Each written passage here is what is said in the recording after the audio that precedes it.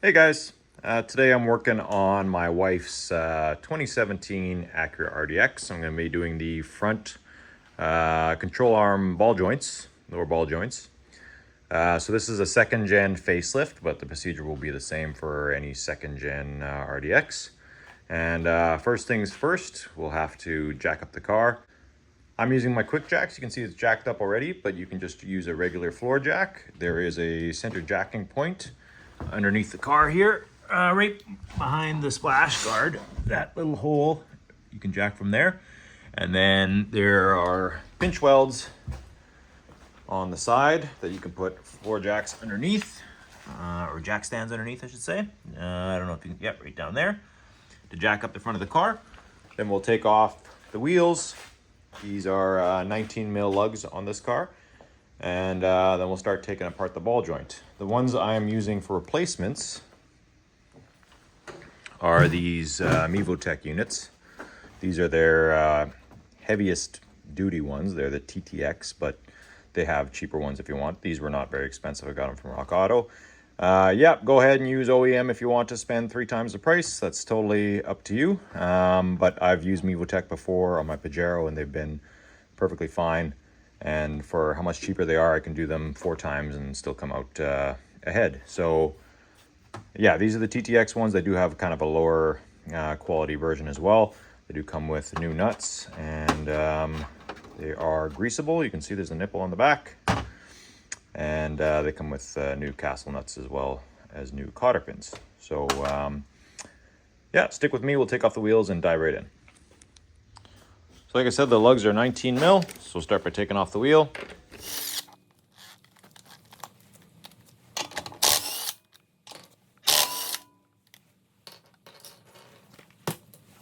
So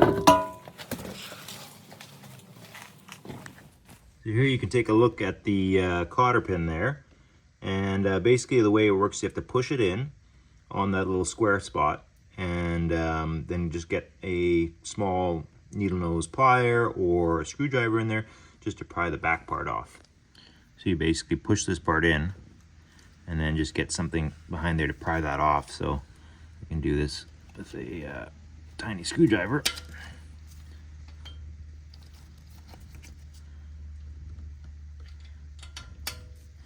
Turn it and then pull it out. So that is a 19 mil nut on there. It's a little bit hard. You won't be able to get a socket on there because the CV, or the axle, I guess, is right there. So your options are to use either 19 mil wrench and maybe put one of these on the back to get a bit more leverage. Or if you have one of these guys, that works as well. That can go over top like that, and then you can put a ratchet into there. The wrench works fine as well, but if you can do this, great. So you can see, get it on there, and then just reef on it until she comes loose, like that. And I'll just use a wrench to do the rest of the way. More important for torquing it is actually being able to get a ratchet on there or a torque wrench on there. But for getting it off, you can just use a wrench. That's totally fine.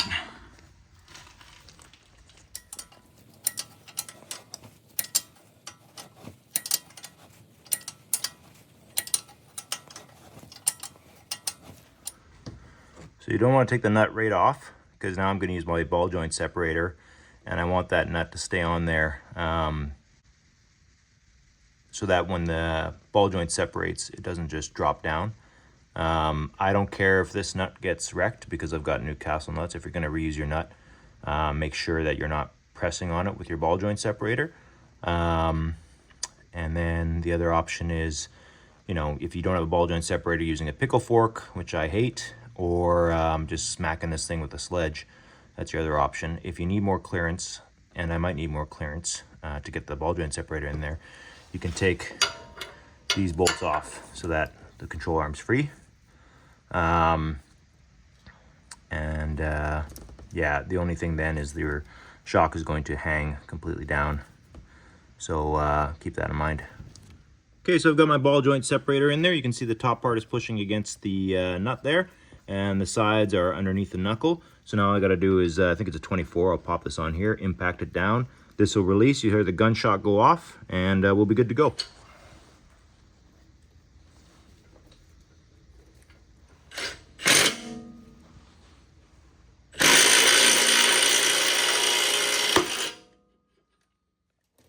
There, she came free.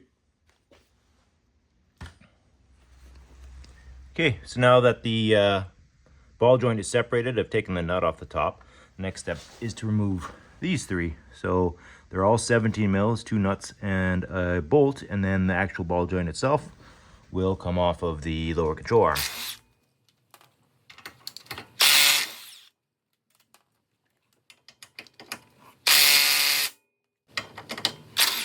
There we go.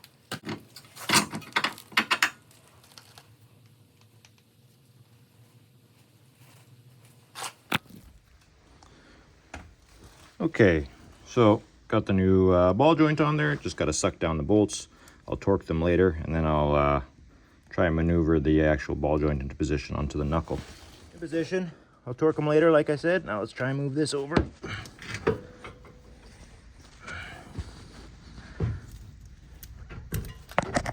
There we go.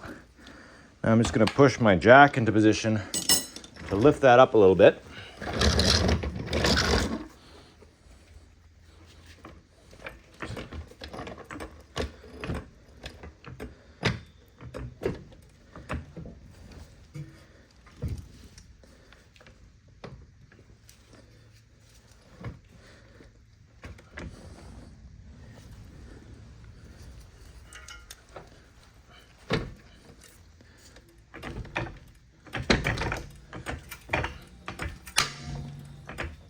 There we go.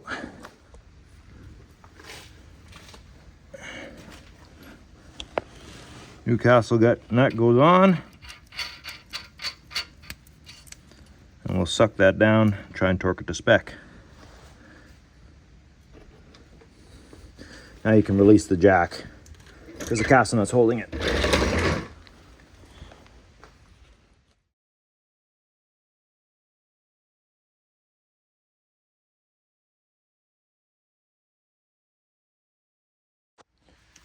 Okay, so the torque spec for the bottom ones, they're all 38 foot-pounds. And for the top nut, it is 44 foot-pounds.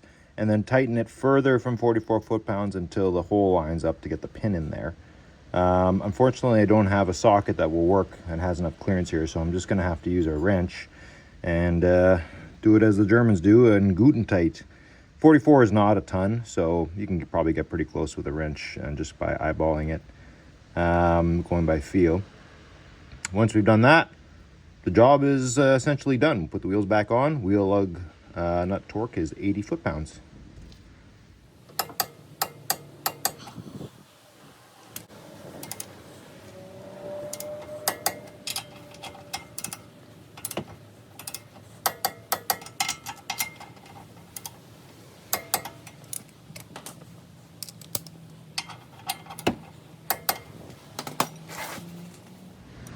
I'm going to put the cotter pin in. You can find the hole, which is on the side here. And just push it through until it comes through the other side. Okay, job is done. Like I said, last thing to do, put the wheels back on. 80 foot-pounds for the lug nuts. The manual does say to do an alignment after this. However, I don't know, me personally, I don't think it's really necessary. If I was replacing the whole control arms, yes, I would definitely do an alignment. With these, just the ball joints by themselves, I think it's overkill, but you do you. If it starts driving weird, obviously, I'll do an alignment. Anyway, thanks for watching. The whole job probably took about, it'll probably take about an hour with the right tools for both sides, maybe an hour and a half. Ball joints themselves were about 50 bucks a piece, so 100 bucks. Whatever, call it 150 if you want to throw in shop supplies and shipping and whatever. So relatively easy job. Thanks for watching, guys. Cheers.